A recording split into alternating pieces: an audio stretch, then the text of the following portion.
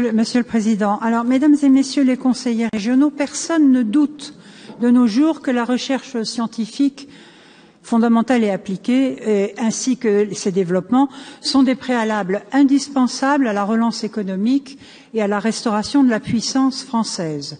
Après la délocalisation de la production industrielle, notamment vers la Chine, et celle de la conception vers l'Inde, il ne faudrait pas à présent que ce soit le tour de la recherche de s'expatrier. Les grands groupes français, qui consacraient 10 milliards de dollars à la recherche et développement sur le sol français en 2007, n'en consacraient en 2015 plus que 8 milliards. Et dans le même temps, leurs investissements à l'étranger passaient de 10 à 14 milliards. La recherche reste pourtant l'un des derniers bastions des savoir-faire scientifiques et technologiques français. Malgré une économie mondiale en récession après la crise du coronavirus et l'inévitable concurrence internationale qui va se livrer maintenant, nous pensons qu'un chemin d'optimisme est possible, qui passe par les domaines où l'excellence française demeure et qui passe aussi par les domaines où elle est susceptible de s'affirmer à moyen terme, pour peu qu'elle soit soutenue. C'est donc l'objet de ce rapport. Le médical a affirmé sa dimension stratégique ces 2 derniers mois. Le médical et l'informatique, et plus précisément les réseaux informatiques qui ont permis le télétravail en particulier, qui pourraient bien un jour être les victimes, eux aussi, de virus, au sens figuré cette fois-ci.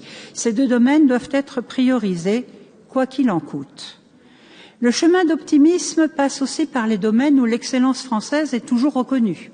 L'agroalimentaire, M. Sintra nous l'a rappelé tout à l'heure, le BTP, le nucléaire, où nous sommes en pointe, et qui doit rester, avec l'hydrogène, un dispositif clé de notre transition énergétique. L'aéronautique, actuellement fragilisée, mais qui reste, avec l'industrie de défense, une priorité absolue au point de vue souveraineté et au point de vue économique.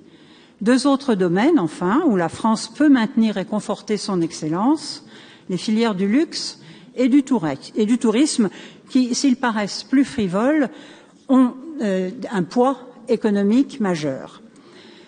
Ce chemin d'optimisme se tracera aussi avec les ruptures technologiques majeures qui se profilent dans les domaines de l'intelligence artificielle, du stockage et du traitement des données et de l'informatique quantique. Ce sont des opportunités que les chercheurs français sont capables de saisir. Alors, pour bâtir sa politique de soutien, la région s'est appuyée sur les compétences déjà installées sur son territoire et sur ses points forts. Elle mise aussi sur une dynamique de collaboration et de cofinancement public et privé. Elle a sélectionné des programmes susceptibles d'être des activateurs du développement économique du territoire régional. C'est une démarche que nous saluons.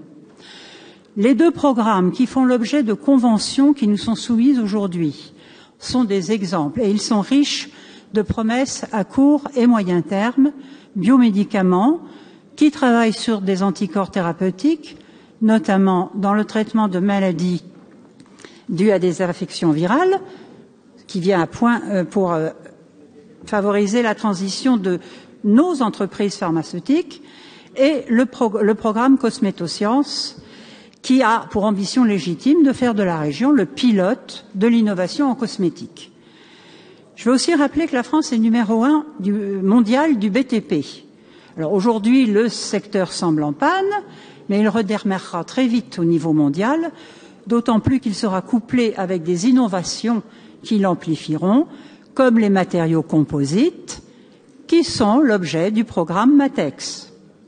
Pour la filière tourisme, en difficulté actuellement, le programme Intelligence des patrimoines répond à la nécessité d'innover en croisant les disciplines, tant au profit des communautés scientifiques que du grand public.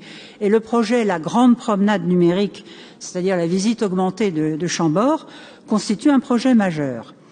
On pourrait ainsi dire de la plupart des programmes retenus par la région qu'ils sont en adéquation quasi parfaite entre l'objet des recherches et les impératifs du développement économique et de la reconquête de la puissance nationale.